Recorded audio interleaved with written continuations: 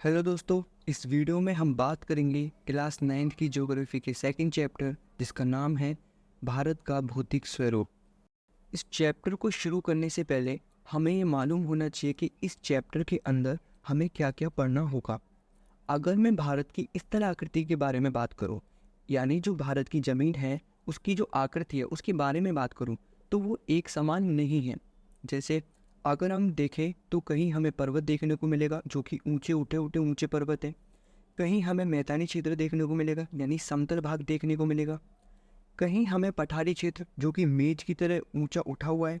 तो कहीं हमें मरुस्थल भी देखने को मिलते हैं जहाँ पे रेत और बालू आपको मिल जाएंगे। तो ये भारत की अलग अलग भौगोलिक विशेषता है, ठीक है ना। कहीं पर्वत हैं, कहीं मैदान है, कहीं पठारी क्षेत्र है, ठीक है।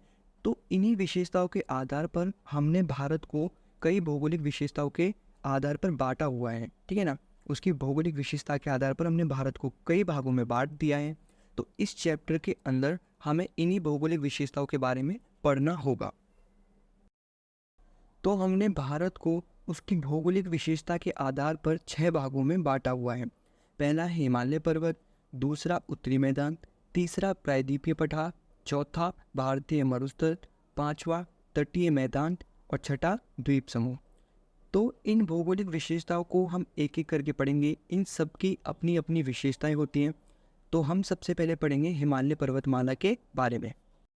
हिमालय पर्वत भारत के उत्तरी दिशा में है, लेकिन हिमालय पर्वत को पढ़ने से पहले हमें हिमालय की उत्पत्ति के बारे में जानना होगा, यानी हिमालय कैसे बना।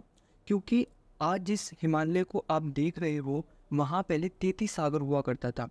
हिमालय नहीं था, 33 सागर हुआ करता था। तो इस 33 सागर से हिमालय का निर्माण कैसे हुआ, हिमालय की उत्पत्ति, हिमालय बना कैसे, तो हमें इसको जानना होगा।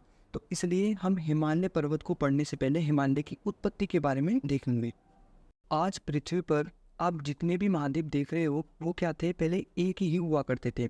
यानी ये एक ही भूखंड के हिस्से थे, आपस में सारे के सारे महाद्वीप जुड़े हुए थे और ये पूरा एक महाद्वीप बनाते थे बड़ा सा, जिसको हम बोलते थे पेंजिया। और ये जितने भी आज पांचों महासागर हैं ये भी एक ही हुआ करता था जिसे बोलते थे पेंथालासा। तो पहले एक ही महाद्वीप था जिसे हमने पेंजिया नाम रखा, इसको हम सुपर कॉन्टिनेंट भी बोलते हैं। और एक ही महासागर था जिसे हमने पेंथालासा कहा। लेकिन समय बीतने के साथ क्या हुआ, पृथ्वी के आंतरिक कारणों की वजह से इस पेंजिया महाद्वीप में विभाजन शुरू हुआ और ये दो भागों में बट गया। उत्तरी वाले भाग को हमने अंगारा लैंड बोला या फिर इसे लोरेशिया भी बोलते हैं। दक्षिणी वाले भाग को हमने गोंडवाना लैंड बोला, इसे हम जम्बूद्वीप भी बोलते हैं।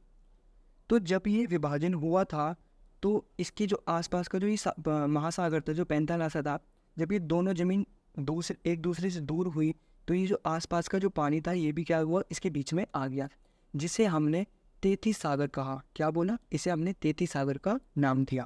तो आज आप उत्तर में जितने भी महाद्वीप देख रहे हो, चाहे वो या देश देख रहे हो, जैसे रूस हो गया या फिर यूरोप महाद्वीप हो गया या फिर उत्तरी अमेरिका हो गया, तो वो किसके हिस्से थे, वो सारे अंगारा लैंड के ही हिस्से हैं। और जितने भी दक्षिण में यानी ऑस्ट्रेलिया, अफ्रीका और साउथ अमेरिका, जितने भी ये महाद्वीप हैं वो किसके हिस्से थे, वो हिस्से थे गोंडवाना लैंड के।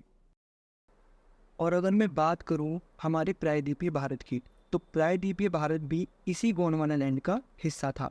ये अफ्रीका से टूटकर अलग हुआ था। तो अभी जितने भी महाद्वीपों का इनमें विभाजन हुआ, ये जितने भी महाद्वीप बने वो क्या कर रहे थे, गति कर रहे थे, यानी एक दूसरे से दूर जा रहे थे, गति कर रहे थे। तो जैसे दक्षिण अमेरिका जो महाद्वीप है वो पश्चिम दिशा की ओर गति कर रहा था। ऐसे ही जो अफ्रीका महाद्वीप है वो पूर्वी दिशा की ओर गति कर रहा था। और ऐसे ही जो हमारा प्रायद्वीपीय भारत था वो उत्तर और पूर्वी दिशा में गति कर रहा था। अब सवाल ये आता है कि ये जितने भी महाद्वीप थे ये गति क्यों कर रहे थे। तो देखिए, अगर हम अपनी पृथ्वी की आंतरिक संरचना के बारे में देखें तो सबसे ऊपरी भाग को, यानी पृथ्वी के सबसे ऊपरी भाग को हम बोलते हैं क्रस्ट। क्या बोलते हैं, क्रस्ट। और इसके निचले वाले भाग को बोलते हैं मेंटल। मेंटल के अंदर क्या है, मेंटल के अंदर पूरा मेग्मा भरा हुआ है। ये मेग्मा अर्धतरल अवस्था में है, यानी लिक्विड नहीं है, ये अर्धतरल है, ना ही ये ठोस है और ना ही ये लिक्विड है, ठीक है। ये अर्धतरल अवस्था में। और इसी के ऊपर होता है हमारा क्रस्ट। और इस क्रस्ट के ऊपर क्या है, जितने भी महाद्वीप हैं, महासागर हैं, वो इन्हीं क्रस्ट के ऊपर हैं। तो एक थ्योरी थी जिसे प्लेट टेक्टोनिक थ्योरी कहा जाता है, यानी प्लेट विवर्तनिक सिद्धांत। तो उसमें बताया गया था कि ये जितनी भी महाद्वीप हैं, हमारे जितने भी महाद्वीप और महासागर हैं, ये किसके ऊपर हैं? ये इन प्लेटों के ऊपर हैं। तो उन्होंने 7 बड़ी प्लेटें बताई थी जिन पे महाद्वीप महासागरों को आप देख सकते हैं, 20 छोटी छोटी भी प्लेटें बताई थी। तो ये जितने भी प्लेटें हैं, यानी जितने भी जो महाद्वीप है, ये किसके ऊपर है? ये प्लेटों के ऊपर है। तो ये जितने भी महाद्वीप हैं, ये प्लेटों के ऊपर स्थित हैं, यानी जितने भी महासागर और महाद्वीप है किसके ऊपर है? प्लेटों के ऊपर। और ये प्लेट आपस में जुड़ी हुई नहीं है। और मैंने आपको बताया इन प्लेटों के नीचे क्या है? ठीक, मैग्मा, जो कि अर्धतल अवस्था में। तो क्या होता है कि जब कभी भी मैग्मा में डिसबैलेंस होता है ना, मैग्मा के अंदर डिसबैलेंस होता है, ये जो अर्धतरल अवस्था में जो मैग्मा है, इसके अंदर कभी भी कोई हलचल होती है ना, तो इसका असर हमारी प्लेटों पे पड़ता है। ऐसा समझ लो कि हमारी जो प्लेट हैं वो इस मैग्मा के ऊपर तैर रही हैं और इन्हीं के ऊपर महाद्वीप हैं। तो इसी कारण क्या हुआ? इसी कारण ये जितने भी महाद्वीप थे क्या कर रहे थे? गति कर रहे थे, और इनकी गति आज भी जारी है। तो इसलिए ये सारी की सारी जो प्लेटें हैं क्या कर रही थी? गति कर रही थी। और इन्हीं में से एक प्लेट थी जिसे बोलते हैं इंडियन प्लेट, यानी जो मैंने अभी आपको बताया प्रायद्वीपीय भारत। तो प्रायद्वीपीय भारत यानी जो इंडियन प्लेट थी वो भी उत्तर पूर्वी दिशा में गति कर रही थी। तो जब ये प्लेट आगे बढ़ रही थी, यानी इंडियन प्लेट जब आगे बढ़ रही थी, तो एक और आगे प्लेट थी, वो थी यूरेशियन प्लेट, उसका नाम था यूरेशियन प्लेट। तो ये इस इंडियन प्लेट ने क्या किया? इंडियन प्लेट ने यूरेशियन प्लेट को जाके ठोक दिया, यानी जो इंडियन प्लेट थी यूरेशियन प्लेट से क्या गई? टकरा गई। लेकिन जब ये टकरा रही थी ना, तो इसके बीच में एक सागर था, जो मैंने आपको बताया भी था, उसका नाम था तेती सागर। इन दोनों के बीच में क्या था? तेती सागर। तो जब इंडियन प्लेट ने यूरेशियन प्लेट को जाकर ठोका, यानी जब इंडियन प्लेट यूरेशियन प्लेट से टकराई, तो बीच में था तेती सागर। तो तेती सागर का ये पानी तो साइड से निकल गया, क्योंकि जब उसे टकराई तो पानी तो साइड साइड हो गया। लेकिन जो तेती सागर में जो कचरा था, गाद था, जो अवसाद थे, वो क्या हुआ? बीच में रह गया, और इंडियन प्लेट ने उसे ठोकता गया, और धीरे धीरे इंडियन प्लेट आगे बढ़ती गई। ठीक है ना? इंडियन प्लेट किसके नीचे? यूरेशियन प्लेट के नीचे आगे फोल्ड हो गई। क्या हो गया? फोल्ड हो गई। तो ये जितना भी कचरा था, अवसाद थी, मिट्टी थी, ये क्या हुआ? ऊपर जाके सूख गया, और जिसे आज आप बोलते हो हिमालय पर्वत। और इस तेती सागर के अंदर ये कचरा, अवसादी गाद आया कहाँ से? तो देखो, मैंने आपको बताया था जब गोंडवाना लैंड और अंगारा लैंड का विभाजन हो गया था ना, तो इनसे नदियाँ निकलती थी। यानी अंगारा लैंड से जो नदियाँ निकलती थी वो किस में जाके गिरती थी? तेती सागर में। और जो गोंडवाना लैंड से नदियाँ निकलती थी वो किस में जाके गिरती थी? तेती सागर में आके गिरती थी। तो नदियाँ क्या कर रही थी? पहाड़ों को काट रही थी, उस जमीन को काट रही थी। ऐसा तो नहीं काटती, नदियाँ क्या कर रही थी? उनको काट रही थी। जो उनसे कचरा निकल रहा था, ठीक है ना, वो उसमें जाके गिर रहा था और जमा होता गया था। ठीक है ना? ये एक 1-2 करोड़ साल की बात नहीं है, काफ़ी टाइम की बात है। ठीक है? तो ये क्या कर रहा था? उसमें सारा कचरा जमा हो रहा था। ठीक है? और जब इंडियन प्लेट ने इसको ठोका था, तो ये सारा पानी तो साइड हो गया, लेकिन जो कचरा बचा था वो ऊपर जाके धीरे धीरे सूखता चला गया। तो इस तरीके से हुआ था हिमालय का निर्माण। और ये जितने भी प्लेटें हैं ना, आज भी गति कर रही है, इनकी गति क्या है? जारी है। और मैं आपको एक और बार बता दूं कि जब ये प्लेटें आपस में टकराती है ना, तो इनसे भूकंप भी आता है। ठीक है ना? तो ये एक अलग टॉपिक है, अलग चैप्टर है। अब हम अपने आगे के चैप्टर के बारे में पढ़ते हैं। हमने हिमालय की उत्पत्ति के बारे में पढ़ लिया, अब हम हिमालय पर्वत के बारे में पढ़ते हैं। तो हिमालय पर्वत विश्व की सबसे ऊंची पर्वत श्रेणी है। हिमालय पर्वत भारत की उत्तरी सीमा पर स्थित है। बनावट के दृष्टिकोण से इसे हम युवा पर्वत या फिर वलित पर्वत के नाम से जानते हैं। देखो, हिमालय को युवा पर्वत भी कहते हैं। क्यों? क्योंकि हिमालय को बने हुए ज़्यादा समय नहीं हुआ, इसे लगभग 3 से 4 करोड़ साल हुए हैं अभी, इसलिए हमें इसे युवा पर्वत कहते हैं। दूसरे से वलित पर्वत के नाम से भी जानते हैं, यानी फोल्डेड माउंटेन। मैंने आपको बताया था कि जब इंडियन प्लेट यूरेशियन प्लेट के नीचे धसी थी तो वो फोल्ड हो गई थी, है ना, फोल्ड हो गई थी, तो इसलिए इसे फोल्डेड माउंटेन के नाम से भी जानते हैं। ये पश्चिम से पूर्वी दिशा में सिंधु नदी से लेकर ब्रह्मपुत्र नदी तक फैला हुआ है। अगर हम यहाँ पे देखते हैं पश्चिम में, तो यहाँ पे एक नदी बहती है जिसका नाम है सिंधु नदी, और पूर्व में देखते हैं तो यहाँ पे ब्रह्मपुत्र नदी बहती है। तो इनके बीच में क्या है? हिमालय पर्वत का विस्तार है। ठीक है? इसकी लंबाई 2400 किलोमीटर है, और इसकी जो चौड़ाई है वो जम्मू कश्मीर में तो 400 किलोमीटर और अरुणाचल प्रदेश में 150 किलोमीटर है। देखो, हिमालय पर्वत जो है ना, वो जम्मू कश्मीर में चौड़ा है, इसकी जो चौड़ाई है जम्मू कश्मीर में ज़्यादा है। और जैसे जैसे ये आगे बढ़ा है, जैसे नेपाल में, उसके बाद सिक्किम, अरुणाचल प्रदेश, तो इसकी जो चौड़ाई है वो क्या है? कम होती गई है। तो इसलिए जम्मू कश्मीर में तो इसकी चौड़ाई जो है 400 किलोमीटर है, लेकिन अरुणाचल प्रदेश की बात करें तो वहाँ पे लगभग 150 किलोमीटर की इसकी जो चौड़ाई बैठती है। जो ये हिमालय पर्वत है, ये कई सारी लेयरों में है, ऐसे नहीं सिंगल है, नहीं, इसकी कई सारी लेयर हैं, ठीक है, लगभग 4। एक ट्रांस हिमालय है, एक वृहद हिमालय है, एक मध्य हिमालय और एक शिवालिक हिमालय है। तो वैसे तो हम हिमालय को 4 भागों में बांटते हैं, लेकिन जो आपकी बुक में है वो 3 भागों में हिमालय को बांटा हुआ है। तो हम आपकी बुक के हिसाब से पढ़ेंगे। तो हमने हिमालय को कितने भागों में बांटा? 3 भागों में। एक है वृहद हिमालय, दूसरा है मध्य हिमालय, तीसरा है शिवालिक हिमालय।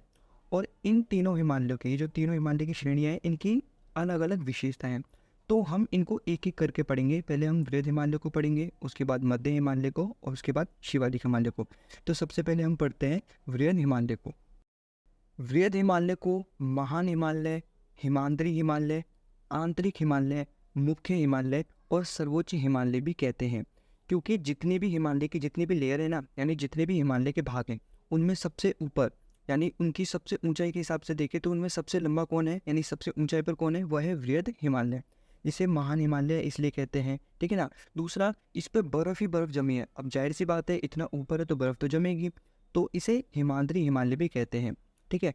अगर मैं बात करूँ जैसे ट्रांस हिमालय, वृहद हिमालय, मध्य हिमालय और शिवालिक हिमालय, अगर मैं इन चारों की बात करता हूँ, तो जो वृहद हिमालय है वो इनके बीच में लगभग आता है, तो इसलिए हम इसे आंतरिक हिमालय भी बोल देते हैं, ठीक है। और ये सबसे बीच में है और सबसे ऊपर है, इसलिए हम इसे मुख्य हिमालय और सर्वोच्च हिमालय भी बोलते हैं। तो इसकी हम विशेषताओं को पढ़ते हैं। तो ये सबसे उत्तरी भाग में स्थित श्रृंखला को क्या बोलते हैं? महान, आंतरिक या फिर हिमाद्री हिमालय कहा जाता है। ये सबसे अधिक सतत श्रृंखला है। सतत का मतलब होता है कंटिन्यूअस, यानी इसमें कहीं भी टूट फूट नहीं है। ऐसा नहीं है कि कुछ जगह हिमालय है फिर उसके बाद में कट गया पहाड़, उसके बाद आगे जाके है, ठीक है, ऐसा नहीं है, बिल्कुल कंटिन्यूअस है, ठीक है। यानी पश्चिम से शुरू हुआ है तो पूर्व तक पूरा पूरा गया है, ठीक है। इसकी जो औसत ऊंचाई है वो लगभग 6000 मीटर है। ये पर्वत श्रृंखला हमेशा बर्फ से ढकी रहती है और इसलिए हम इसको क्या बोलते हैं? हिमाद्री हिमालय भी बोलते हैं। और जिसके कारण इससे क्या है, कई सारी हिमानियों का प्रभाव भी होता है। हिमालय के इस भाग को, इस हिमालय का जो ये भाग है, इसका जो क्रोड है वो किससे बना हुआ है? ग्रेनाइट से बना हुआ है। इस वृहद हिमालय के ऊपर क्या है, कई सारी चोटियां हैं, ठीक है ना। इस वृहद हिमालय पर कई सारी जो है चोटियां हैं। तो इसमें जैसे नंगा पर्वत, बंदरपूंछ, कामेत, नंदा देवी, धौलागिरी, अन्नपूर्णा, मनसालू, गौरी शंकर, छोयू, माउंट एवरेस्ट, मेकालू, कंचनजंगा और नामचा बरवा। जो ये नंगा पर्वत है ये सबसे पश्चिम में पड़ता है और ये है पीओके में, अभी जो फिलहाल है ये पीओके में पड़ता है, ठीक है। इसके बाद आता है बंदरपूंछ, कामेत और नंदा देवी, ये तीनों उत्तराखंड में है। और अगर मैं बात करूँ बंदरपूंछ और कामेत के बीच में, तो इनके बीच में भी कई सारी जो है पहाड़ी पड़ जाती हैं, जैसे यमुनोत्री, गंगोत्री, बद्रीनाथ, केदारनाथ और त्रिशूल। तो ये कई सारी जो है पहाड़ इसमें पड़ जाते हैं बीच में। इसके बाद आता है नेपाल। इसमें नेपाल में होता है धौलागिरी, अन्नपूर्णा, मनसालू, गौरी शंकर, छोयू और माउंट एवरेस्ट और मेकालू, ठीक है। तो ये 7 चोटी जो होती है वो नेपाल में पड़ती हैं। इसके बाद है कंचनजंगा जो कि सिक्किम में है और नामचा बरवा जो अरुणाचल प्रदेश में है, ठीक है। और आपको एक और बार बताऊं, जो हिमालय पर्वत की सबसे ऊंची चोटी है ना, वो इसी वृहद हिमालय यानी महान हिमालय के ऊपर है, जिसे माउंट एवरेस्ट कहा जाता है। और ये कहाँ पड़ती है? नेपाल में पड़ती है। अब हम बात करते हैं निम्न हिमालय के बारे में। निम्न हिमालय को हिमाचल हिमालय, लघु हिमालय और मध्य हिमालय के नाम से जाना जाता है। ये किसके दक्षिण में है? ये महान हिमालय के दक्षिण में, यानी हिमाद्री हिमालय के। तो हिमाद्री के दक्षिण में स्थित इस श्रृंखला को मध्य, लघु हिमाचल या फिर लघु हिमालय के नाम से जाना जाता है।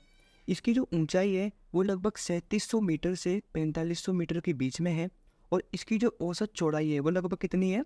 50 किलोमीटर की समथिंग। इस हिमालय की प्रमुख श्रृंखला है जैसे पीर पंजाल, धौलाधार, नाग टिब्बा और महाभारत।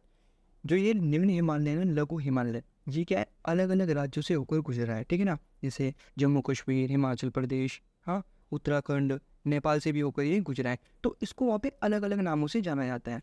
जम्मू कश्मीर में कहा जाता है पीर पंजाल और हिमाचल प्रदेश में इसे कहा जाता है धौलाधार, उत्तराखंड में इसे नाग टिब्बा, तो नेपाल में इसे कहा जाता है महाभारत, ठीक है। तो ये अलग अलग राज्यों में या देश में क्या है, अलग अलग नाम से जानी जाती है। जैसे नेपाल में अलग है तो जम्मू कश्मीर में अलग, हिमाचल में अलग और उत्तराखंड में अलग नाम से जानी जाती है। इस निम्न हिमालय जो है, यहाँ पे क्या है, कई सारी घाटियाँ पाई जाती हैं, ठीक है ना, जैसे कश्मीर घाटी, कुल्लू घाटी, कांगड़ा घाटी, मसूरी घाटी और काठमांडू घाटी। अब घाटी किसे बोलते हैं? तो देखो, दो पहाड़ों के बीच में एक चौड़ा सा रास्ता, ठीक है, जिसमें 2-4 गांव भी बस सकते हैं। तो दो पहाड़ों के बीच में इस चौड़ा सा रास्ता, बड़ा सा एरिया है ना, उसको हम क्या बोलते हैं? घाटी बोलते हैं। और इन जो घाटी है, इनका निर्माण किससे होता है? नदियों के द्वारा। अब नदी इसका निर्माण कैसे करती है? तो जब नदी बहती है पहाड़ों के बीच में से, तो वो क्या करती है? नदी पहाड़ को काटती है, ठीक है ना, एकदम से नहीं काटेगी, काफ़ी टाइम लगता है, ठीक है ना, उसको धीरे धीरे धीरे धीरे कई करोड़ साल हो जाएंगे, कई हज़ार साल हो जाएंगे, उसको काटती रहती है, ठीक है। तो नदी क्या करती है? एक बीच में बड़ा सा एरिया बना देती है, ठीक है ना, उस पहाड़ को काट के बीच में से बड़ा एरिया बना देती है, जिसे हम क्या बोलते हैं? घाटी। उसे बोला जाता है घाटी। तो इस निम्न हिमालय यानी लघु हिमालय में कई सारी घाटियाँ भी पाई जाती हैं, ठीक। तो इसमें एक घाटी है कश्मीर घाटी। तो कश्मीर घाटी का जो निर्माण है वो किस नदी द्वारा हुआ है? झेलम नदी के द्वारा। और ये किन दो पर्वतों के बीच में पाई जाती है? महान हिमालय और पीर पंजाल के बीच में। एक घाटी है कुल्लू या फिर कांगड़ा घाटी, ठीक है। इस घाटी का निर्माण किस नदी द्वारा हुआ है? व्यास नदी द्वारा। और ये किस किस पहाड़ों के बीच में पाई जाती है? पीर पंजाल और धौलाधार के बीच में पाई जाती है। तीसरी घाटी है मसूरी घाटी। इसका जो निर्माण है वो यमुना नदी द्वारा हुआ है। और ये जो घाटी है वो धौलाधार और नाग टिब्बा पर्वतों के बीच में होती है। एक है काठमांडू घाटी। इस घाटी का जो निर्माण है वो बागमती नदी द्वारा हुआ है। और ये नाग टिब्बा और महाभारत पहाड़ियों के बीच में पाई जाती है। अब हम देखते हैं शिवालिक हिमालय के बारे में। शिवालिक हिमालय को पूर्वांचल हिमालय या फिर भारी हिमालय भी कहते हैं, क्योंकि ये हिमालय की क्या है? सबसे भारी श्रृंखला है, ठीक है ना, सबसे लास्ट वाला हिस्सा है, सबसे लास्ट वाली लेयर है, इसलिए हम इसे भारी हिमालय भी नाम से जानते हैं। हिमालय की सबसे भारी श्रृंखला को क्या बोलते हैं? शिवालिक हिमालय। इसकी जो चौड़ाई है वो 10 से 50 मीटर और इसकी जो ऊंचाई है वो 900 से 1100 मीटर के बीच में है। ये जो शिवालिक हिमालय हैं, ये उत्तर में स्थित मुख्य हिमालय की श्रृंखलाओं से नदियों द्वारा लाई गई असंपीड़ित अवसादों से बनी है। यानी जो मुख्य हिमालय था, यानी जो महान हिमालय, हिमाद्री हिमालय, ठीक है ना, उसे बोलते हैं। तो वहाँ से जो नदियाँ निकल रही थी, ठीक है, वहाँ से जो नदियाँ निकल रही थी और उन नदियों के द्वारा जो वो कचरा लाया जा रहा था, यानी उस नदियों के द्वारा क्या पहाड़ों को काटा जा रहा था, तो जितना भी वो अवसाद गाद जितना भी कचरा लेके आ रहे थे, ठीक है ना, तो उन्हीं अवसादों से क्या बनी है? शिवालिक हिमालय की श्रेणी बनी है। ये घाटियाँ बजरी और जलोढ़ की मोटी परतों से ढकी हुई है। निम्न हिमालय और शिवालिक हिमालय के बीच में स्थित लंबवत घाटी को क्या बोला जाता है? दून कहा जाता है। यानी जो निम्न हिमालय था जिसे लघु हिमालय भी बोलते हैं, और जो शिवालिक हिमालय यानी हिमालय की सबसे लास्ट वाली लेयर जो है, ठीक है ना, इन दोनों के बीच में जो लंबवत घाटी है उसको क्या बोलते हैं? दून बोलते हैं। तो जैसे देहरादून, पाटली दून, कोटली दून, ठीक है, तो इन्हें अलग अलग नाम से जाना जाता है। जो ये शिवालिक हिमालय है, ये क्या है? कंटिन्यूस नहीं है, यानी सतत नहीं है ये, ठीक है, कंटिन्यूस नहीं है एक जैसे, मतलब कहीं है, कहीं पे टूटा हुआ है, फिर थोड़ा सा है आगे जाके, फिर उसके बाद में गायब हो गया, फिर थोड़ा सा आगे जाके निकला हुआ है। तो ऐसे ही क्या है? श्रृंखला है। तो इसलिए इसको अलग अलग राज्यों में अलग अलग नामों से जाना जाता है। तो जैसे जम्मू कश्मीर में इसे जम्मू पहाड़ियाँ, हिमाचल प्रदेश में और उत्तराखंड में इसे शिवालिक की पहाड़ियाँ कहा जाता है। नेपाल में चूरिया मुरिया पहाड़ी, अरुणाचल प्रदेश में डाफला, मीरी, अबीर या फिर अबोर और मिशमी, ठीक है, और पटकाई भूमि के नाम से जाना जाता है। क्योंकि इसके क्या है? कई हिस्से, मतलब ये जो हिमालय है वो कंटिन्यूस नहीं है, सतत नहीं है, इसके कई कई टुकड़े हैं, कहीं हैं कहीं नहीं है, ठीक है ना, कहीं गायब हो गया तो आगे जाके फिर निकल आया। तो ऐसे ये, इसलिए इसको अलग अलग नामों से जाना जाता है। इसके अलावा इसे नागालैंड में इसे नागा पहाड़ी के नाम से, मणिपुर में इसे मणिपुर पहाड़ी या फिर लेमाटोल पहाड़ी के नाम से जाना जाता है। मिजोरम में मिजो और लोसाई पहाड़ी, त्रिपुरा में इसे त्रिपुरा पहाड़ी के नाम से जाना जाता है, ठीक है। तो ये ऐसा हिमालय है, ये जो हिमालय की लेयर है यानी जो शिवालिक हिमालय है वो कंटिन्यूस नहीं है बल्कि टूटा फूटा है, ठीक है। इसलिए इसको हम अलग अलग नामों से जानते हैं अलग अलग राज्यों में। अब हम पढ़ेंगे हिमालय का प्रादेशिक विभाजन। देखो इसका मतलब क्या होता है। अभी हमने हिमालय को पढ़ा था हॉरिजेंटली, ऐसे है ना, लेयरों में पढ़ा था। अब हम हिमालय को पढ़ेंगे वर्टिकल, इस तरीके से। तो ये जो हिमालय है, हिमालय की जो लेयर है, इनसे क्या है, कई सारी नदियाँ निकलती हैं और ये नदियाँ इन पहाड़ों को काटती हैं।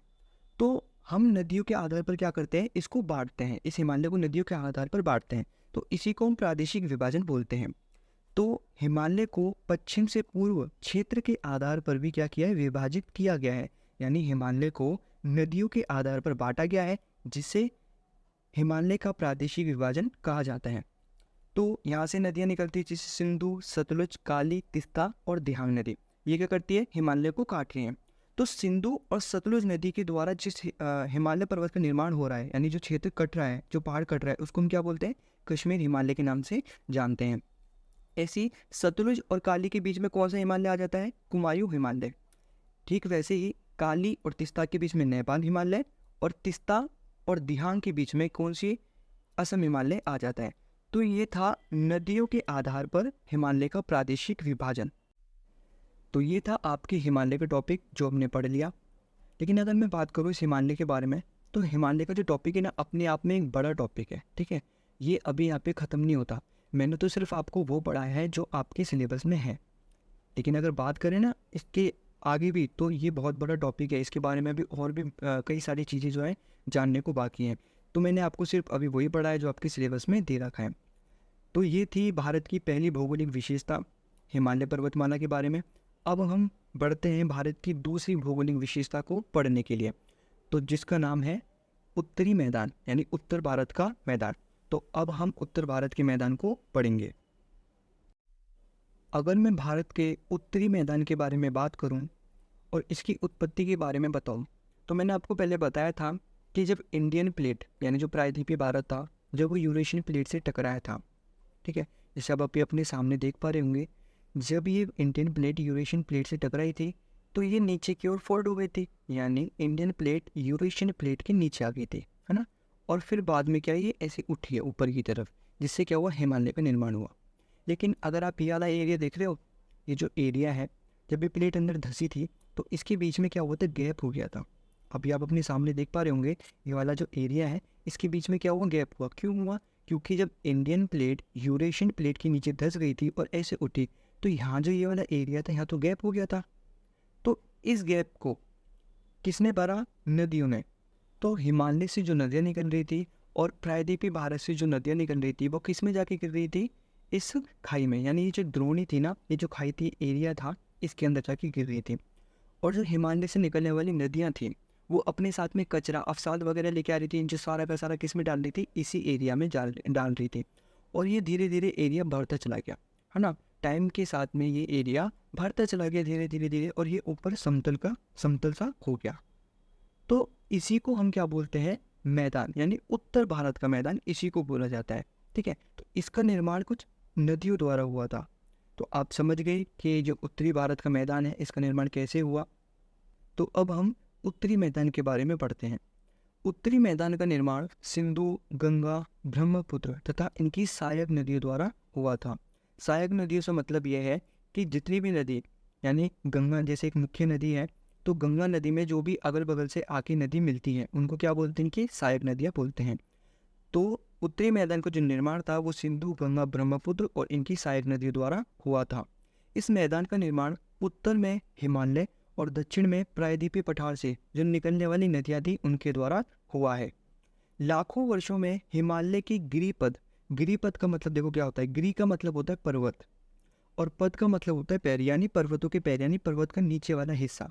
उसमें स्थित बहुत बड़े बेसिन यानी द्रोणी, जो मैंने आपको बताया, तो खाई सी एरिया बन गया था ना, उसी को क्या बोला है, बेसिन यानी द्रोणी। उसमें जलोढ़ों का निक्षेप हुआ, यानी निक्षेप मतलब जमा हुआ, यानी कहने का मतलब वही है कि जितने भी नदियाँ आ रही थी, वो अपने द्वारा जितने भी निक्षेप, मतलब जितने भी अवसाद लेके आ रही थी, जितने भी वो कचरा लेके आ रही थी, इसमें क्या हुआ, इस द्रोणी में बढ़ते चले गए, यानी उनका निक्षेप यानी जमा होता चला गया, जिससे क्या हुआ, इस उपजाऊ मैदान का निर्माण हुआ। इसका विस्तार जो है, यानी उत्तरी मैदान का जो विस्तार है, वो लगभग 7 लाख वर्ग किलोमीटर के क्षेत्र में है। ये मैदान लगभग 2400 किलोमीटर लंबा और 240 से लेकर 320 किलोमीटर चौड़ा है। ये मैदान पश्चिम की ओर क्या है, अधिक चौड़ा है, लेकिन पूर्व की ओर सकरा है। सकरा का मतलब क्या होता है, देखो, सकरा का मतलब होता है पतला। पश्चिम की तरफ तो ये चौड़ा है, लेकिन जैसे जैसे हम पूर्वी दिशा की तरफ आएंगे, तो ये क्या है, कम चौड़ा है, यानी इसकी जो चौड़ाई है वो कम होती चली, यानी सकरा होता चला गया। ये सघन जनसंख्या वाला भौगोलिक क्षेत्र है, बिल्कुल।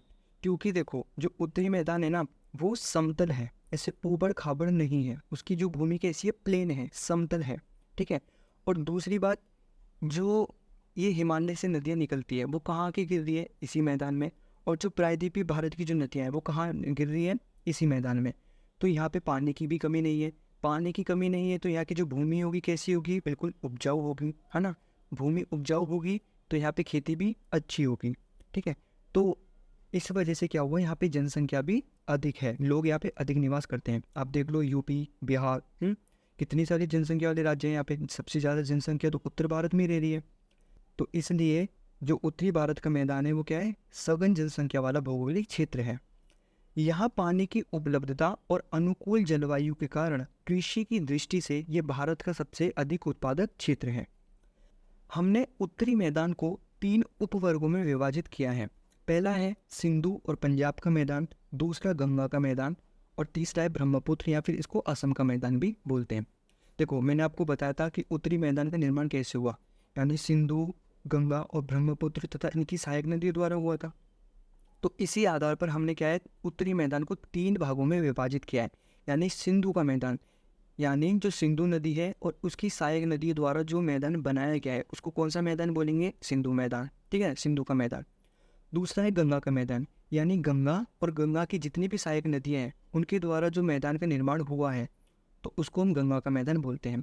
ठीक वैसे ही तीसरे नंबर पर है ब्रह्मपुत्र या फिर असम का मैदान, यानी जो ब्रह्मपुत्र नदी है और उसकी जो सहायक नदी है उनके द्वारा जिस मैदान का निर्माण हुआ है उसको हम बोलते हैं ब्रह्मपुत्र का मैदान।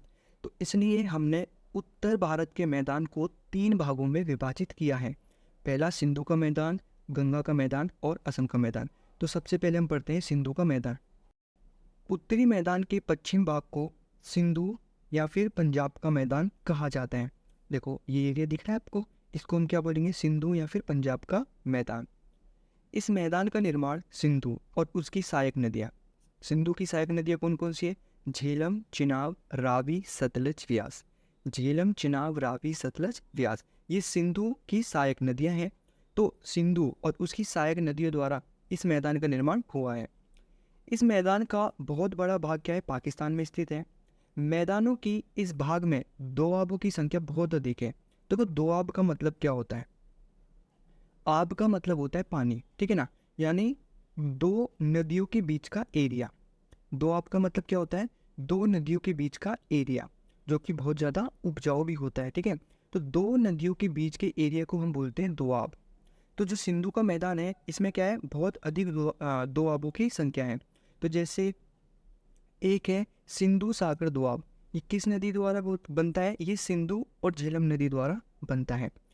एक होता है चाज दोआब, ये झेलम और चिनाब नदी के बीच में बनता है।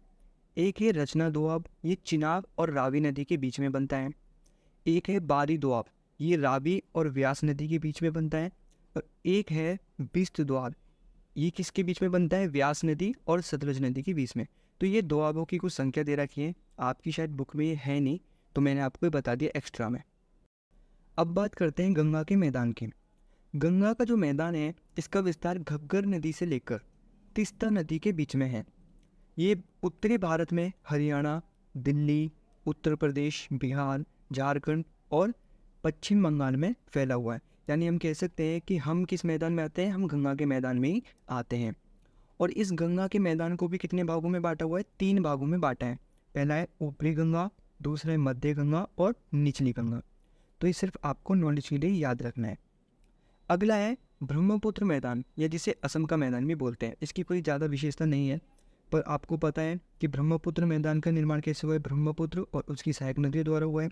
और ब्रह्मपुत्र का जो मैदान है इसके पूर्व में, किसके पूर्व में, गंगा के पूर्व में किसका मैदान है, ब्रह्मपुत्र का मैदान है।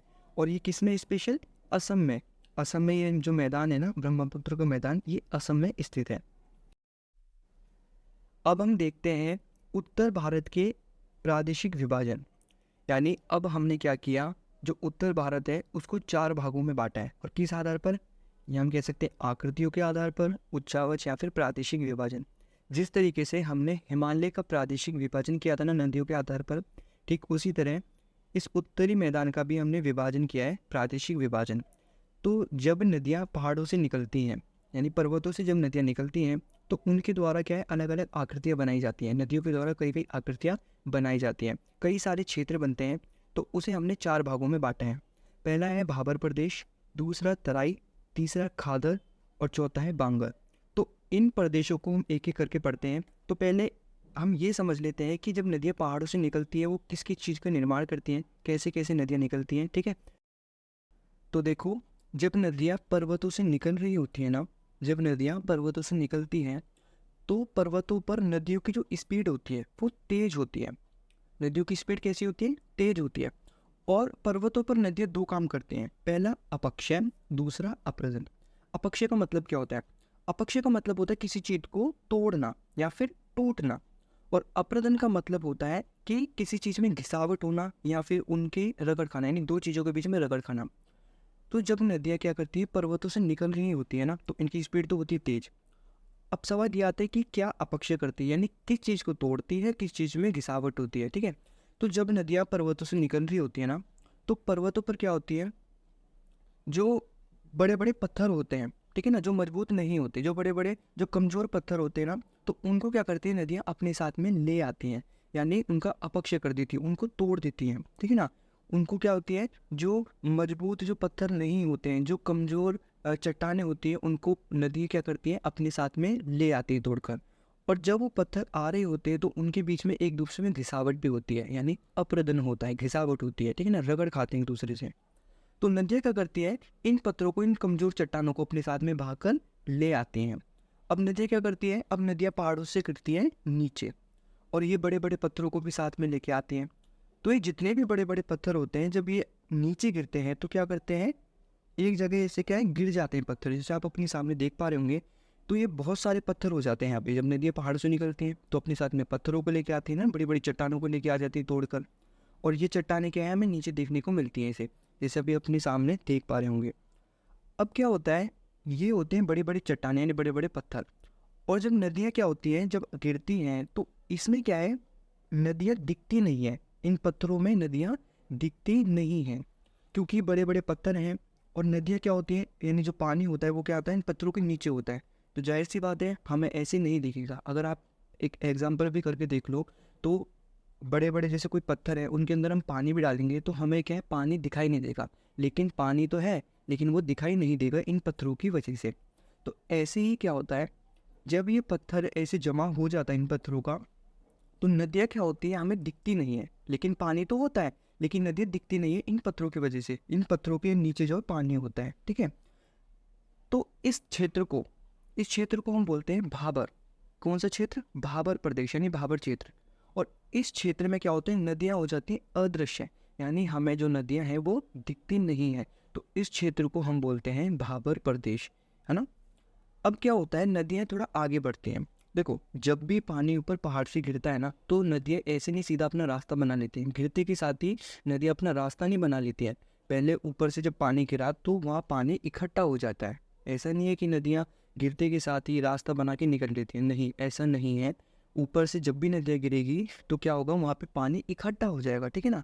तो वहाँ पे हमेशा 24 घंटे पानी लगा ही रहेगा, क्योंकि ऐसा तो नहीं है पानी अपने टाइम पे गिरता नहीं, पानी तो गिरता रहता है, ठीक है ना। नदियाँ तो चलती रहती है, नदियाँ तो सदाबहार हैं, बहती रहेंगी। तो क्या होता है, वहाँ पानी 24 घंटे लगा रहता है। तो उस क्षेत्र को हम बोलते हैं तराई क्षेत्र। कौन सा क्षेत्र, तराई क्षेत्र। क्योंकि इस क्षेत्र में क्या होता है, नदियाँ, यानी 24 घंटे नदियों को जो पानी है वो लगा रहता है। और ये एक दलदली क्षेत्र हो जाता है, क्योंकि 24 घंटे यहाँ पे पानी रहेगा तो एक दलदली टाइप का क्षेत्र हो जाता है। इसे हम बोलते हैं तराई क्षेत्र, जैसे आपको अपने सामने दिख रहा होगा। और इस क्षेत्र में क्या होता है, कई सारे जीव जंतु भी हमें पाए जाते हैं, ठीक है ना।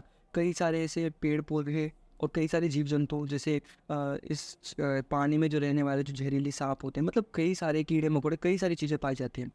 अब एक बात बताओ, जहाँ पर भी पानी लगा होगा तो वहाँ पे मच्छर होंगे या नहीं होंगे? जाहिर सी बात है मच्छर वहाँ पे होंगे। तो यहाँ तो पानी 24 घंटे लगा रहता है, तो यहाँ पे क्या है, मच्छर भी ज़्यादा होंगे। इसलिए मच्छरों का जो प्रकोप है यहाँ पे देखने को मिलता है, ठीक है। अब नदियाँ क्या करती हैं, अब नदियाँ अपना रास्ता बनाती हैं, अपनी ढाल के अनुसार क्या करती है, अपना रास्ता बनाती हैं। जहाँ नदियों को ढाल मिलता है वहाँ नदियाँ निकल जाती हैं। अब नदियाँ क्या करती हैं, अपने ढाल के अनुसार अपना रास्ता बनाती हैं और आगे की तरफ बढ़ती हैं, जैसे आप देख रहे होंगे। अच्छा, एक बात सोचो, इन नदियों ने अपना कितना लंबा सफ़र तय किया है। ये पर्वतों से निकली और इतना लंबा सफ़र तय करते हुए जो है यहाँ तक पहुँची हैं। तो जब नदियाँ आ रही थी, यानी पर्वतों से जब नदियाँ निकली और यहाँ तक का जो उन्होंने सफ़र तय किया, तो इस सफ़र के बीच में कितनी सारी मिट्टियाँ उन्हें मिली होंगी, यानी अलग अलग जगह मिली होंगी ना, जैसे अलग अलग गांव मिले होंगे, कहीं ना कहीं से अलग अलग शहरों से, अलग अलग गांव से ये नदियाँ कहीं ना कहीं से बहती हुई आई है। और वहाँ पे अलग अलग प्रकार की मिट्टी भी पाई जाती है, अलग अलग प्रकार की चट्टानें पाई जाती हैं। तो उनको भी तोड़ते हुए अपने साथ में लेके आई हैं, बालू, रेत, चट्टान, ये मिट्टी, ये कितनी सारी चीज़ें लेके आई होगी, अलग अलग क्षेत्र की लेके आई होंगी। तो नदियाँ अलग अलग क्षेत्रों की अलग अलग मिट्टियों को, अवसादों को, चट्टानों को, बालू को अपने साथ में क्या करती है, बहाकर लेके आती है ना। तो इसलिए क्या होती है, जब नदियाँ इस रास्ते पे होती है, यानी जब नदियाँ क्या अपने ढाल के अनुसार अपना रास्ता तय करती हैं और आगे बढ़ती हैं, तो आप ये वाला एरिया देख रहे हो, ये वाला, तो जो नदियों के आसपास वाला जो एरिया होता है, ये क्या है, बहुत ज़्यादा उपजाऊ भी होता है ना। ये क्या होता है, बहुत ज़्यादा उपजाऊ होता है। क्यों? क्योंकि नदियों के अंदर कई प्रकार की मिट्टी पाई जाती है, उपजाऊ मिट्टी पाई जाती है, क्योंकि कहाँ कहाँ से लेके आई है मिट्टियों को खींच खाच के, है ना, अपने साथ में भाग कर, बाल, रेत, कितनी सारी चीज़ों को लेके आई है। तो जो नदियों का ये वाला एरिया है ना, ये क्या होता है, बहुत ज़्यादा उपजाऊ होता है। कितना होता है, कैसा होता है, बहुत ज़्यादा उपजाऊ होता है ना। तो इस वाले, और आपने देखा होगा, नदियाँ हमेशा ऐसे बहेंगी, और जो ये आसपास का जो एरिया है, ये हमेशा क्या है, पानी, इसमें पानी लगा ही रहेगा। मतलब ये है, पानी यहाँ पे हर साल पहुँचता रहेगा। ऐसा नहीं है कि पानी यहाँ नहीं पहुँचेगा, कभी कभी पहुँचेगा, ऐसा नहीं है। पानी यहाँ पे हर साल पहुँचेगा, क्योंकि नदियाँ यहीं से बह रही है। तो ये जो एरिया दिख रहा है ना आपको, इस एरिया को हम बोलते हैं खादर प्रदेश। कौन सा प्रदेश? खादर प्रदेश। क्योंकि यहाँ पे जो पानी है, वो क्या है, हमेशा हर साल आएगा, है ना। और नदियाँ अलग अलग तरह की मिट्टी अपने साथ में लेके आती है, ठीक है। और ये वाला क्षेत्र जो है उपजाऊ भी होगा, खेती की दृष्टि से भी ये जो क्षेत्र जो है वो उपजाऊ भी होगा। तो इस वाले एरिया को हम बोलते हैं खादर प्रदेश, ठीक है, जो कि हर साल बाहर, मतलब हर साल जो है पानी यहाँ पे आएगा, ठीक है, नई नई मिट्टी यहाँ पे आती रहेगी। लेकिन अगर इस वाले क्षेत्र की बात करूँ, ये जो क्षेत्र है ना जो आपको दिख रहा है, इस वाले क्षेत्र की बात करूँ, यहाँ पे जो नदियों का पानी है वो इतना नहीं पहुँच पाएगा, है ना। जिस तरीके से खादर प्रदेश में पानी हर साल पहुँच रहा है, उस तरीके से इस वाले क्षेत्र में पानी नहीं पहुँच पाएगा, ठीक है। कभी आ गया तो फिर उसके बाद में पता नहीं कब आएगा, तो इतना पानी यहाँ पे नहीं पहुँच पाता है। इसलिए ये वाला जो क्षेत्र होता है इतना उपजाऊ भी नहीं होता। तो इसलिए इस वाले क्षेत्र को हम बोलते हैं बांगर प्रदेश, ठीक है। कौन सा क्षेत्र? बांगर प्रदेश। तो जहाँ पानी हर साल पहुँचता है उसको बोलेंगे खादर प्रदेश, और जो पानी मतलब कभी कभी पहुँचे, तो उसको क्या, मतलब इतना ज़्यादा नहीं पहुँचता, हर साल पानी नहीं पहुँचता। ये इस मान लो कि अगर बाढ़ ज़्यादा आ गई तो पानी वहाँ तक पहुँच जाएगा, लेकिन ऐसा तो नहीं है हर बार बाढ़ आएगी, हर साल बाढ़ आएगी, ऐसा तो कुछ भी नहीं है, ठीक है। तो इस वाले क्षेत्र को हम बोलते हैं खादर प्रदेश, जहाँ पे हर साल पानी आएगा, हर साल जो है पानी लगा रहेगा, उपजाऊ मिट्टी होगी। और इस वाले क्षेत्र को हम बोलते हैं बांगर प्रदेश, जहाँ पे कभी कभी पानी की मात्रा आ सकती है। तो इस तरीके से क्या होता है, नदियाँ कई सारे क्षेत्रों का निर्माण करती हैं, यानी पर्वतों से निकलती हैं। तो सबसे पहले बनाती है भाबर प्रदेश, उसके बाद में तराई प्रदेश, उसके बाद में आगे बढ़ती है तो खादर प्रदेश और बांगर प्रदेश। तो ये तो थी आपकी सिलेबस की बात, जो आपके सिलेबस में है। लेकिन इसके अलावा बात करूँ तो नदियाँ जो है कई सारी और चीज़ों को भी निर्माण करती है। जैसे जब पर्वतों पर होती है तो क्षिप्रिका, जब गिरती है तो उसे बोलते हैं जलप्रपात, यानी झरना। और जब नीचे गिरती है तो कुंड बनाती है, अवनमन कुंड। उसके बाद में आगर भाबर प्रदेश, उसके बाद में तराई, उसके बाद में आता है खादर प्रदेश, ठीक है ना। और कई सारे विसर्प, मिनांडर, गोखुर झील, यानी नदियाँ जो है कई सारी चीज़ों का निर्माण करती हैं। लेकिन जो आपकी सिलेबस में है, भाबर प्रदेश, तराई, खादर प्रदेश और बांगर प्रदेश, ये आपके सिलेबस में था, जो कि आपने पढ़ लिया। अब हम इसकी थ्योरी के बारे में पढ़ते हैं। देखो, जो मैंने अभी आपको बताया था इतना सब कुछ, वो सारा क्या है, इसमें लिखा हुआ है। तो सबसे पहले आता है भाबर प्रदेश। नदियाँ पर्वतों से नीचे उतरते समय शिवालिक की ढाल पर 8 से 16 किलोमीटर, शिवालिक हिमालय, जो कि मैंने आपको बताया था, हिमालय पर्वत का सबसे जो लास्ट वाली लेयर थी, ठीक है ना, लास्ट वाला जो भाग था, उसको क्या बोलते हैं, शिवालिक हिमालय। उसकी ढाल पर क्या करते हैं, 8 से 16 किलोमीटर चौड़ी पट्टी में गुटिका का निक्षेपण करती हैं। इसे क्या बोलते हैं, भाबर प्रदेश बोलते हैं। तथा सभी सरिताएं इस भाबर पट्टी में क्या होती हैं, अदृश्य हो जाते हैं। वही बोल रहा है जो मैंने आपको बताया था। जब नदियां पर्वतों से निकलती हैं तो क्या करती हैं, अपने साथ में कई कमजोर चट्टानों को, यानी बड़ी बड़ी चट्टानों को लेके आती हैं, तोड़कर अपने साथ में ले आती हैं और नीचे लाके पटक देती हैं, ठीक है। और वो बड़ी बड़ी चट्टानों में क्या होती है, जो नदियां होती हैं, नदियों को जो पानी होता है वो दिखाई नहीं देता, यानी नदियां क्या हो जाती है, अदृश्य हो जाती है, हमें दिखाई नहीं देती, यानी अदृश्य हो जाती है। लेकिन पानी तो होता है उसके अंदर, दिख किसकी वजह से नहीं रहा, पर्वत, उनकी चट्टानों की वजह से। तो इस क्षेत्र को हम बोलते हैं भाबर प्रदेश। इसके बाद आता है तराई प्रदेश। इसके दक्षिण में ये सरिताएं और जो नदियां हैं क्या होती है, पुणे निकल आती हैं, ठीक है ना, और नमी तथा दलदली क्षेत्र का निर्माण करती हैं। इसे हम बोलते हैं तराई क्षेत्र। और ये वन्य प्राणियों से भरा घने जंगलों वाला क्षेत्र होता है।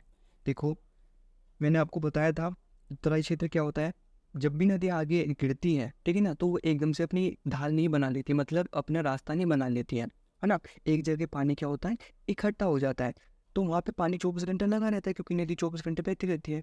इसी वजह से क्या होता है, ये क्षेत्र होता है नमी और दलदली वाला क्षेत्र होता है, ठीक है ना। और इसमें हमें नदियाँ पूर्ण दिख जाती हैं। हमें नदियाँ कहाँ नहीं दिखाई दे रही थी, तो हमें नदियाँ दिखाई नहीं देती थी भाबर प्रदेश में, यानी नदियाँ अदृश्य हो जाती है तो कहाँ पे, भाबर प्रदेश में। लेकिन हमें नदियाँ पूर्ण दिखने लग जाती हैं तो तराई क्षेत्र में दिखने लगती हैं। और जब पानी इतना लगा रहेगा तो मच्छर भी होंगे, मच्छरों का प्रकोप भी देखने को मिलेगा, और साथ साथ में यहाँ पे प्राणी, वन्य प्राणी, ठीक है ना, और घने जंगलों वाला ये क्षेत्र भी होता है, क्योंकि यहाँ पे पेड़ पौधे भी ज़्यादा होंगे। अगला है खाद्र प्रदेश। बाढ़ वाले मैदानों के नए तथा युवा निक्षेपों को खाद्र कहा जाता है। इसका लगभग प्रत्येक वर्ष पुनर्निर्माण होता है, इसलिए वे उपजाऊ होते हैं तथा खेती के लिए अच्छे होते हैं, जो मैंने आपको बताया था। यानी जो खाद्र प्रदेश होते हैं इसमें क्या है, हर साल पानी क्या है, आता रहेगा, यानी जो यहाँ की जो मिट्टी होगी वो अपडेट होती रहती है, हर साल पानी आता रहता है, इसलिए क्या होता है, ये उपजाऊ भी होता है, ठीक है। और इसका हमेशा पुनर्निर्माण होता है, यानी इसका अपडेट होता रहता है, हमेशा इसका हर साल अपडेट होता रहता है, क्योंकि यहाँ पे पानी क्या है, हमेशा लगा रहता है, पानी आता रहता है हर साल, तो इसलिए खेती के लिए भी अच्छा होता है और उपजाऊ होता है। लास्ट वाला है बांगर प्रदेश। उत्तरी मैदान का भाग पुराने जलोढ़ों का बना है। ये नदियों के बाढ़ वाले मैदान के ऊपर स्थित है तथा वेदिका जैसी आकृति प्रदर्शित करता है। ये बाढ़ का पानी प्रतिवर्ष नहीं पहुंच पाता, यहाँ पे जो बाढ़ का पानी है क्या होता है, प्रतिवर्ष नहीं पहुंच पाता, इसलिए यह क्षेत्र खादर की तुलना में खेती के लिए इतना उपजाऊ नहीं होता। वही बोल रहा है जो मैंने आपको बताया था, क्योंकि यहाँ पे पानी हर साल क्या है, नहीं पहुँच पाता, इस वजह से क्या होता है, ये उतना उपजाऊ नहीं होता। कितना उपजाऊ, यानी खादर के जितने उपजाऊ नहीं होता, क्योंकि हर साल यहाँ पे पानी नहीं पहुँच पाता। तो ये थी उच्चावच और आकृतियों की विभिन्नता के आधार पर मैदानों का वर्गीकरण। अब हम पढ़ते हैं भारत की तीसरी भौगोलिक विशेषता, जिसका नाम है प्रायद्वीपीय पठार। लेकिन प्रायद्वीपीय पठार को पढ़ने से पहले हम इसकी उत्पत्ति के बारे में जान लेते हैं, यानी इसका निर्माण कैसे हुआ, ये कैसे बना, कहाँ से आया, ये कैसा है, ठीक है ना। तो इसके बारे में थोड़ा जान लेते हैं, फिर उसके बाद में हम प्रायद्वीपीय पठार को स्टार्ट करते हैं। तो जिस प्रायद्वीपीय पठार को आज आप देख रहे हो ना, वो यहाँ पे था ही नहीं। मैंने आपको पहले भी बताया है कि ये किसका हिस्सा था, गोंडवाना लैंड का। जब गोंडवाना लैंड का विभाजन हो रहा था, उसी में से अफ्रीका टूट कर अलग हुए थे, है ना। और इसी अफ्रीका से टूट कर अलग हुआ था भारत, ठीक है ना। और ये गति करता हुआ कहाँ पे आया, इस उत्तर पूर्वी दिशा में। और ये भी बता दिया था आपको गति कैसे हो रही थी। तो जब इंडियन प्लेट उत्तर पूर्वी दिशा में गति कर रही थी, तो इस इंडियन प्लेट के आगे एक और प्लेट थी, जिसको हम बोलते हैं अरब सागरीय या फिर अरेबियन प्लेट। ये वाली आप प्लेट देख रहे हो, इसी को हम क्या बोलते हैं, अरब सागरीय वाली प्लेट। और ये थी इंडियन प्लेट। तो जब इंडियन प्लेट उत्तर पूर्वी दिशा में गति कर रही थी, तो क्या होता है, ये इंडियन प्लेट इस अरब सागरीय वाली प्लेट से टकरा जाती है। और इस टकरार होने के कारण क्या होता है, इन दोनों के बीच में हो जाती है दरार। और मैंने आपको बताया है कि जो क्रस्ट है, और क्रस्ट के नीचे वाला भाग कौन सा है, मेंटल, और मेंटल में था मेग्मा। तो क्या होता है, जब इंडियन प्लेट अरब सागरीय वाली प्लेट से टकराती है और इसके बीच में हो जाती है दरार, तो उस वजह से क्या होता है, जो मेंटल के अंदर जो मेग्मा भरा हुआ था वो क्या निकलने लगता है, बाहर निकलने लगता है। मेग्मा क्या होता है, बाहर निकलने लगता है। तो कुछ मेग्मा तो गिरता है अरब सागर की तरफ, और कुछ मेग्मा जो गिरता है जो प्रायद्वीपीय भारत है उसके ऊपर, ठीक है ना। तो कुछ मैग्मा इधर इस साइड गिरता है और कुछ मैग्मा इस साइड गिरता है।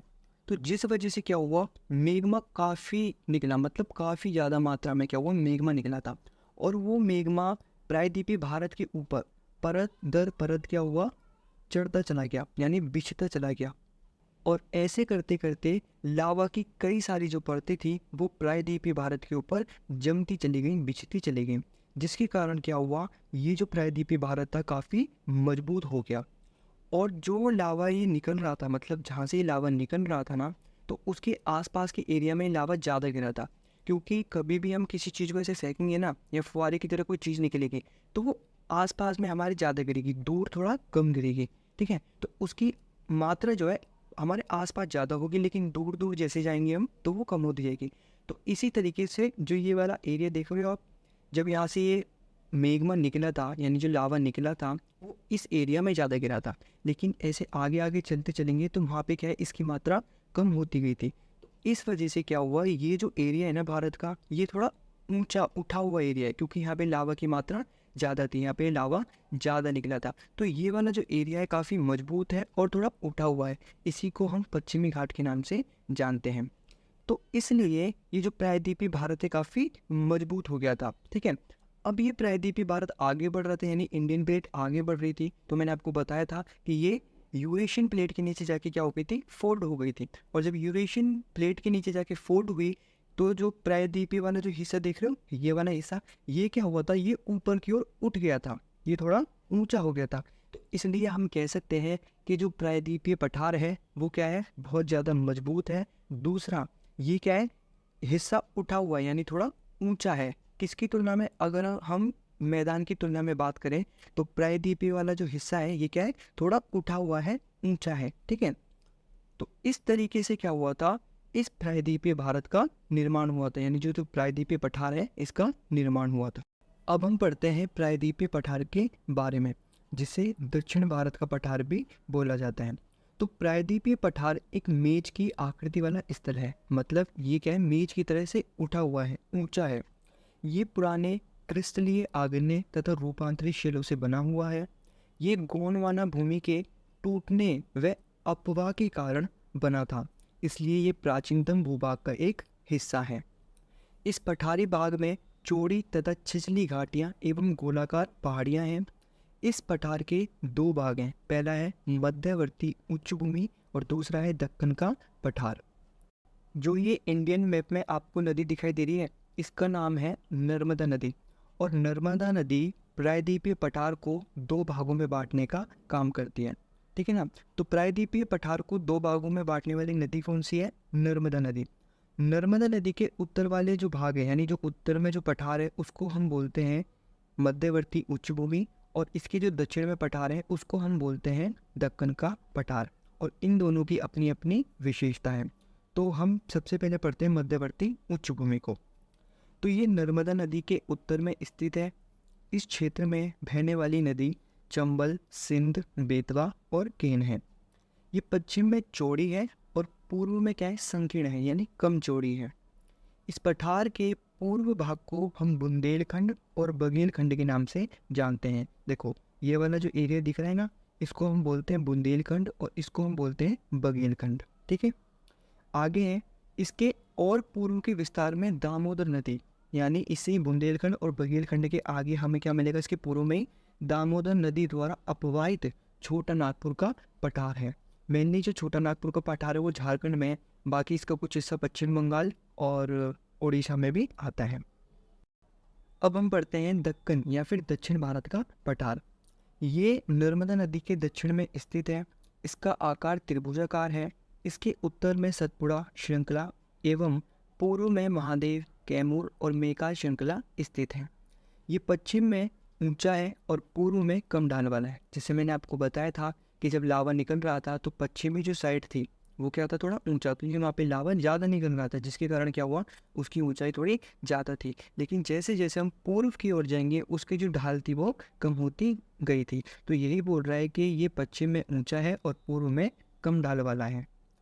इसके उत्तर पूर्वी विस्तार को मेघालय यानी कॉर्बी एंगलोंग पठार के नाम से और उत्तर में कचार पहाड़ी के नाम से जाना जाता है। ठीक है, ये एक भ्रंश के कारण छोटा नागपुर पठार से अलग हो गया है। पश्चिम से पूर्व की ओर 3 महत्वपूर्ण श्रृंखला गारो खासी जयंतियाँ हैं। ये कहाँ पे पड़ती हैं? मेघालय में पड़ती हैं। ये पहाड़ी का नाम है गारो खासी जयंतियाँ। अब हम पढ़ते हैं पश्चिमी घाट के बारे में। दक्षिण पठार के पूर्व में पूर्वी घाट तथा पश्चिम में पश्चिमी घाट स्थित है। पश्चिमी घाट पश्चिमी तट के समानांतर है, यानी इसी की तरह जो है सीधा सीधा से चला जा रहा है। ठीक है, ये सतत है, यानी जो पश्चिमी घाट है वो कैसा है? कंटिन्यूस है, सतत है, कहीं भी उसमें टूट फूट नहीं है और इन्हें केवल दर्रों के द्वारा पार किया जा सकता है। देखो दर्रा किसे बोलते हैं? 2 पहाड़ों के बीच में पतला सा रास्ता क्या कहलाता है? दर्रा कहलाता है, जिससे क्या उसको पार किया जा सके आसानी से। ठीक है, तो 2 पहाड़ों के बीच में पतला सा रास्ता दर्रा कहलाता है। पश्चिमी घाट पूर्वी घाट से ऊंचे होते हैं। पश्चिमी घाट की ऊंचाई 900 से 1600 मीटर है। पश्चिमी घाट की 2 महत्वपूर्ण चोटियां हैं, एक है कलसूबाई और दूसरा है महाबलेश्वर। ठीक है, इसके अलावा पश्चिमी घाट में पर्वतीय वर्षा होती है। देखो ये वाला जो एरिया देख रहे हो ये पूरा क्या है? पश्चिमी घाट है। ठीक है, तो जब भारत में मानसून आता है तो उसकी दिशा होती है दक्षिण और पश्चिम। तो जब ये मानसून आता है तो ये केरल के मालाबार तट से टकराता है। ठीक है ना, यानी इस वाले एरिया में, यानी जो ये पश्चिमी घाट है इस वाले एरिया में टकराता है। तो मानसून क्या है? एक पानी वाला बादल है जिसमें पानी भरा हुआ है। तो जब ये टकराता है तो यहाँ पे क्या करता है? वर्षा कर देता है। और ये ऊंचे ऊंचे भी है तो इसलिए इसको पार नहीं कर सकता, ये मानसून इनको पार नहीं कर पाता, तो यहीं से उनसे टकरा के क्या करता है? वर्षा करा देता है। इसे क्या बोलते हैं? पर्वतीय वर्षा। तो इसलिए पश्चिमी घाट में पर्वतीय वर्षा होती है। पश्चिमी घाट को विभिन्न स्थानीय नामों से जाना जाता है। पश्चिमी घाट की ऊंचाई उत्तर से दक्षिण की ओर बढ़ती जाती है। इस भाग के शिखर ऊंचे हैं, जैसे अन्नामलाई एक पहाड़ी है यहाँ पे अन्नामलाई, उसकी सबसे ऊंची चोटी है अनाईमोड़ी, इसकी ऊंचाई है 2695 मीटर।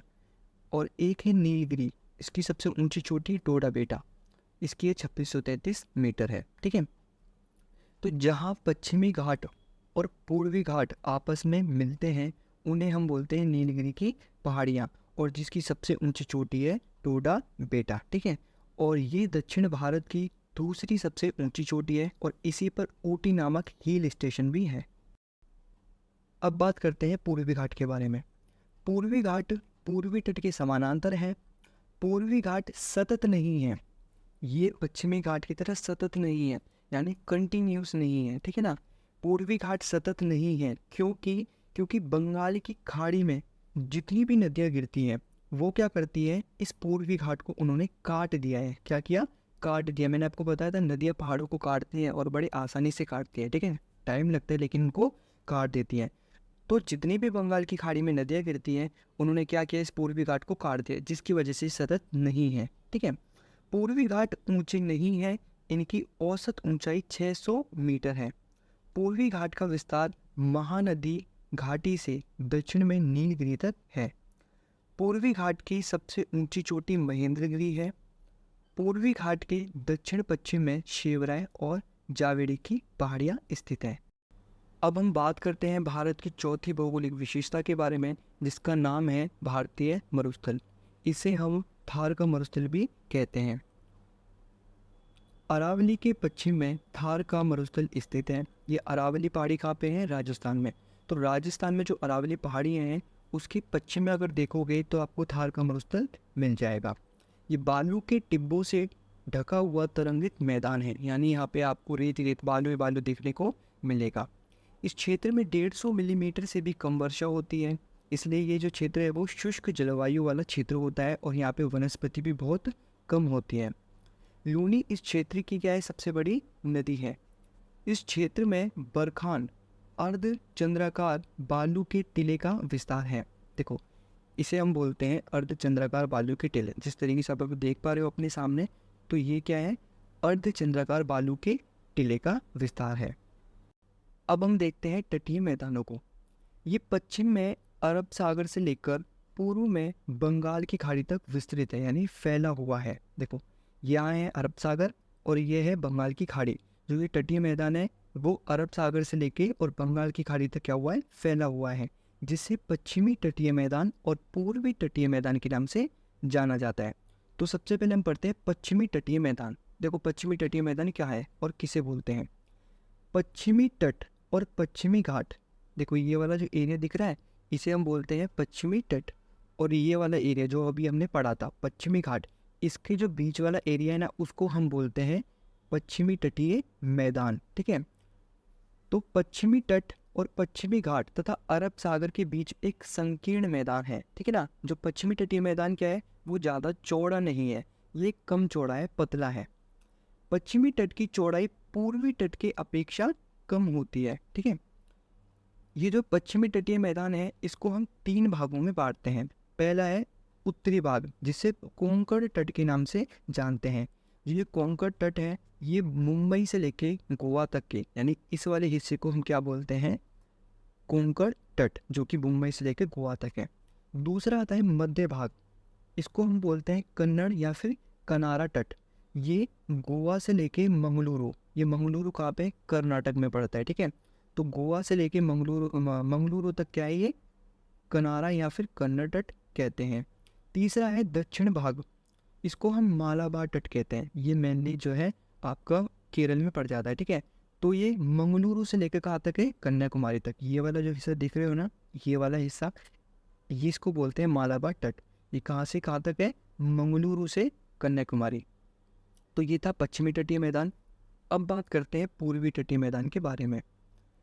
ये मैदान चौड़ा एवं समतल है। जो पूर्वी तटीय मैदान है वो कैसा है, चौड़ा भी है और समतल है।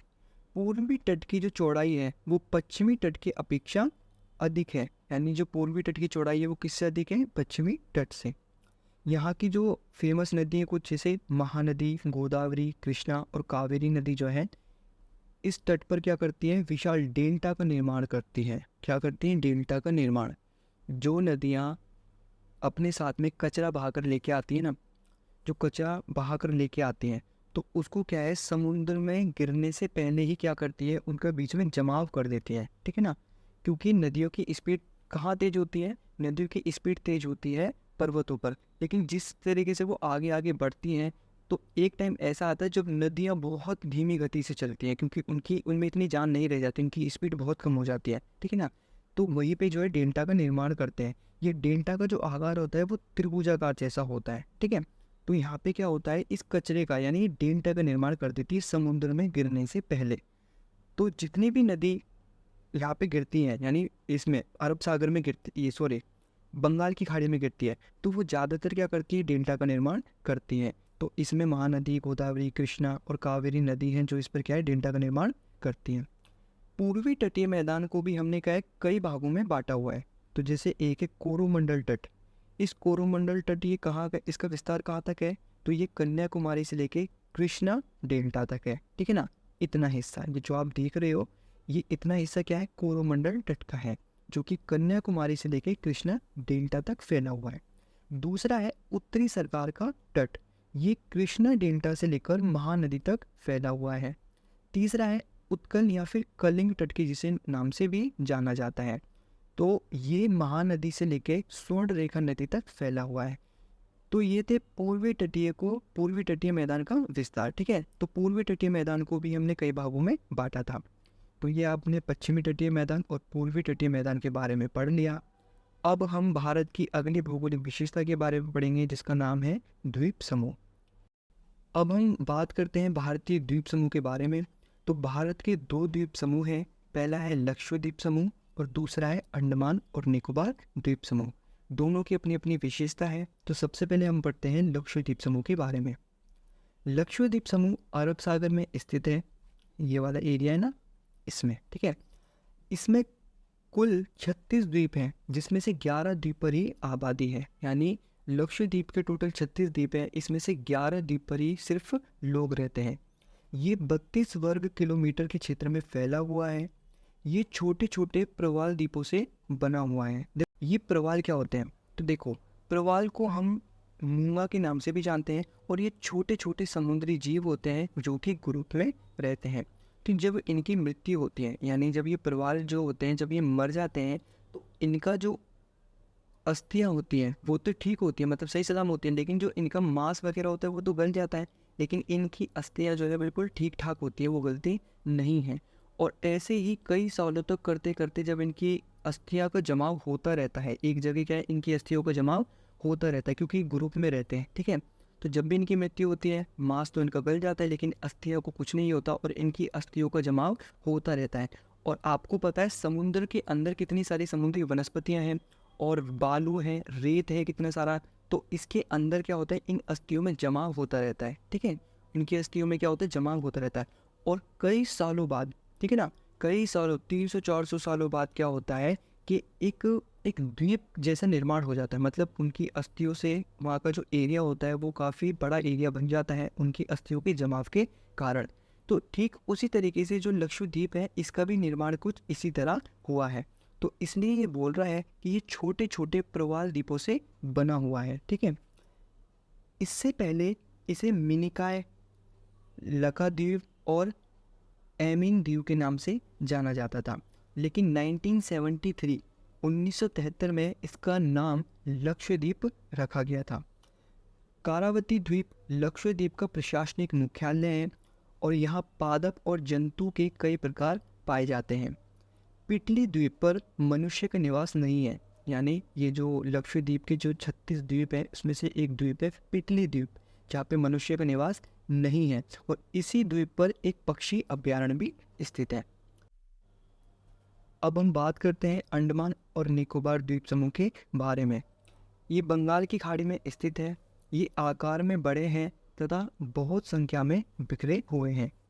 ये द्वीप समूह दो भागों में बटा हुआ है। इसके उत्तर वाले भाग को हम बोलते हैं अंडमान और इसके दक्षिण वाले भाग को बोलते हैं निकोबार। इसलिए इसे बोला जाता है अंडमान और निकोबार द्वीप समूह। यहाँ कई पर्वत श्रेणियों की शिखर हैं जिसे भारत की सुरक्षा की दृष्टि से महत्वपूर्ण माना जाता है। यहाँ के द्वीपों में पाए जाने वाले पादप और जंतुओं को, यानी जंतुओं में क्या है, अधिक विविधता है। यानी यहाँ पे जितने भी वनस्पति वगैरह, पेड़ पौधे और जो जंतु हैं यानी जो जानवर वगैरह है उनमें क्या है, कई सारी विविधता पाई जाती है। ये द्वीप विषुवत वृत्त के समीप है, यानी विषुवत रेखा के समीप है और यहाँ की जलवायु विषुवत है, इसलिए यहाँ अधिक जंगल है। देखो, जो ये अंडमान और निकोबार द्वीप समूह है ना, ये विषुवत रेखा के पास में है, ठीक है। तो आपको पता होगा कि सूरज की जो रोशनी है, जो सूरज की रोशनी है वो 3 रेखाओं पर सीधी चमकती है, कर्क रेखा, विषुवत रेखा और मकर रेखा, ठीक है। तो सूरज की जो रोशनी है इन तीनों रेखाओं के बीच में क्या है, बिल्कुल सीधी पड़ती है। बाकी तरफ क्या है, तिरछी रोशनी जाती है, लेकिन इन तीनों रेखाओं के बीच में सूरज की रोशनी तेज पड़ती है। और अंडमान और निकोबार कहाँ पर है, इस विषुवत रेखा के पास में है, जिसके कारण क्या होता है, सूरज की रोशनी यहाँ पे तेज पड़ती है, तो यहाँ पे धूप की तो कमी है नहीं। इसके अलावा इसके आसपास में जो समुद्र है, तो सूरज की रोशनी जब पड़ती है तो वो क्या करती है, इस समुद्र जो है उसको क्या करती है, उसके पानी को क्या करती है, भाप बनाकर ऊपर उड़ा देती है, जिसके कारण बनते हैं ऊपर बादल, और बादल क्या करते हैं, बारिश। और जब बारिश होती है तो यहाँ पे धूप की तो कमी है नहीं, ऊपर से बारिश की भी कोई कमी नहीं है, क्योंकि सूरज की रोशनी यहाँ पे सीधी पड़ती है, यहाँ के पानी के जो आसपास का पानी होता है उसको गर्म करती है और भाप बनाकर ऊपर उड़ा देती है, ठीक है। और ऊपर जाके वो बन जाते हैं बादल और जाके क्या कर देते हैं, बारिश। इस वजह से क्या होता है, ना यहाँ पे धूप की कमी, ना यहाँ पे पानी की कमी, तो पेड़ पौधे जंगल वगैरह तो आराम से होंगे, क्योंकि यहाँ पे जंगलों की भरमार होगी, बहुत घने घने जंगल होंगे, ठीक है ना, क्योंकि यहाँ पे ना धूप की कमी है ना यहाँ पे पानी की। और जंगलों को यानी पेड़ पौधों को यही चाहिए होता है, उनके लिए यही ज़रूरी होता है, पानी और धूप। तो इसलिए जो ये अंडमान और निकोबार द्वीप समूह है, यहाँ पे क्या है, घने घने जंगल भी स्थित है। अब हम पढ़ते हैं भारत की भौगोलिक विशेषता के बारे में। देखो, अभी तक हमने इस चैप्टर के अंदर जो भी कुछ पढ़ा है, चाहे वे पर्वत हो, पठार हो, मैदान हो या फिर मरुस्थल हो, हमने जो कुछ भी अभी तक इस चैप्टर के अंदर पढ़ा है, इस पूरे चैप्टर का निचोड़ क्या है वो इसमें हम पढ़ेंगे। तो सबसे पहले नैने भारत हिंद महासागर में स्थित एक विशाल देश है। भारत का क्षेत्रफल 32.8 लाख वर्ग किलोमीटर है। भारत के उत्तर में हिमालय पर्वत, दक्षिण में हिंद महासागर तथा भारत के पूर्व में बंगाल की खाड़ी और पश्चिम में अरब सागर स्थित है। उत्तरी पर्वत का मतलब है हिमालय पर्वत। हिमालय जो पर्वत है यानी उत्तरी पर्वत जल एवं वनों के प्रमुख स्रोत हैं। तथा यहाँ कई पर्यटक स्थल हैं, यानी घूमने फिरने की जगह है। इसके अलावा उत्तरी पर्वत भारत को कई मायनों में सुरक्षा प्रदान करता है। उत्तरी मैदान देश के अन्न भंडार हैं, ये समतल व उपजाऊ मैदान हैं। इसके अलावा यहाँ जल की उपलब्धता होने के कारण कृषि कार्य को भी बढ़ावा मिलता है और इसी कारण इस क्षेत्र में लोग अधिक निवास करते हैं। भारत के प्रायद्वीपीय पठारी भाग में खनिजों के भंडार हैं, जिसने देश के औद्योगिकरण में विशेष भूमिका निभाई। भारत के तटीय क्षेत्र मत्स्य एवं पोत संबंधित क्रियाकलापों के लिए उपयुक्त स्थान है। तो ये था आपके इस चैप्टर का लास्ट टॉपिक और ये चैप्टर आपका हो चुका है ख़त्म। अब हम मिलेंगे अपनी नेक्स्ट क्लास के अंदर एक नए कॉन्सेप्ट के साथ, एक नए चैप्टर के साथ और एक नए टॉपिक के साथ। तब तक के लिए जय हिंद।